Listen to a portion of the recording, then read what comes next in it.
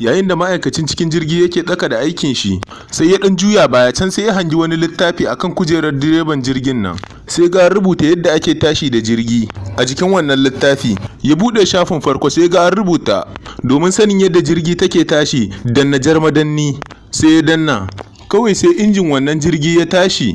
Sai kuma ya bude ɗayan shafin ya ga an rubuta domin motsa jirgi ta fara tafiya danna shuɗiyar madanni.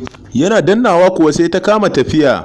Sai ya kuma bude shafi na uku ya ga an rubuta domin sanin yadda jirgi take tashi sama danna koriyar madanni. Sai ya danna fi ba sai gashi na a sararin samaniya ba har murna yake yau ya tashi da jirgi. Abin farin ciki ne a gare shi a matsayin shi na mai shara yau ya tashi da jirgi.